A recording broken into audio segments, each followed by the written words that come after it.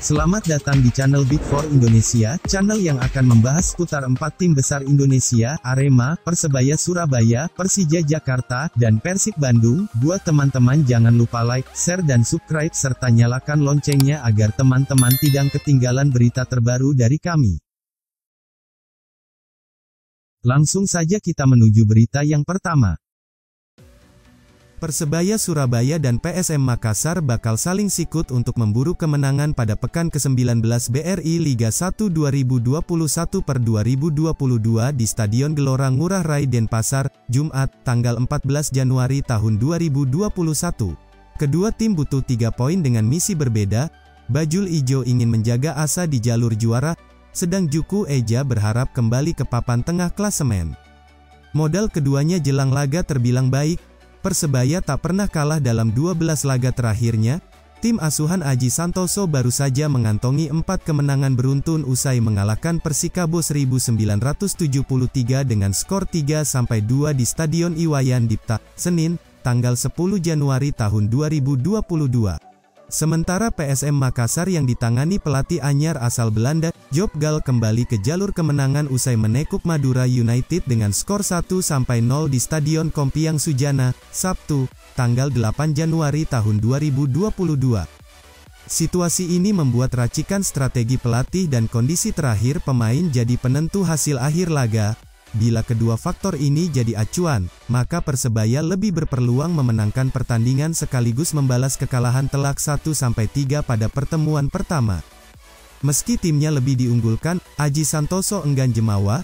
Ia paham betul dengan karakter PSM yang justru terlecut saat berada dalam situasi sulit.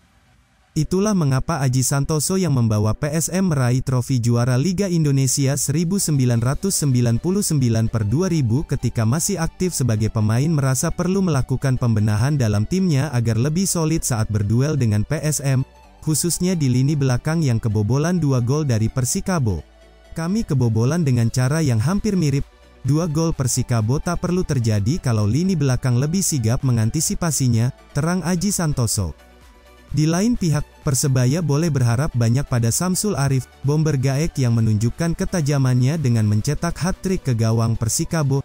Catatan apik Samsul ini membuat dirinya mengikuti jejak Amido Balde yang melakukan hal sama ke gawang Persib Bandung di Liga 1 2019 atau menjadi striker lokal pertama yang mencetak hat-trick di BRI Liga 1.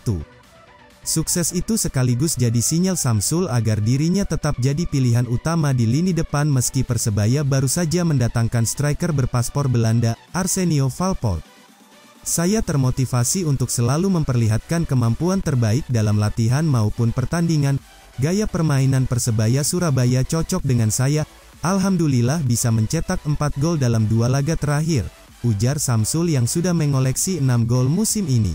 Di lain pihak, PSM Makassar berharap Wiljan Pluim, kapten dan kreator serangan mereka bisa fit jelang laga nanti.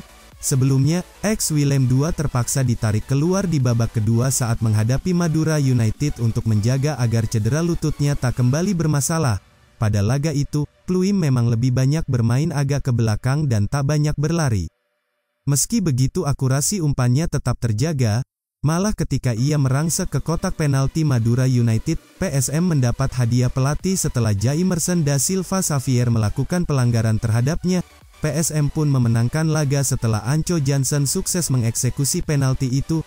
Sebelumnya, tanpa Pluim, kualitas serangan menurun tajam ketika menghadapi Persija Jakarta dan Persiraja. PSM, sementara itu, belum bisa memainkan bek rekrutan anyarnya, Adam Mitter yang masih belum pulih betul dari cederanya. Kondisi ini membuat Ganjar Mukti kembali diplot berduet dengan Hasim Kipu di jantung pertahanan PSM. Sementara Anco Jansen yang mencetak 2 gol ke gawang Persebaya pada laga pertama kembali jadi tumpuan di lini depan bersama Ferdinand Sinaga dan Yakob Sayuri karena striker anyar PSM, Gol-Gol Mebrahtu masih menjalani karantina.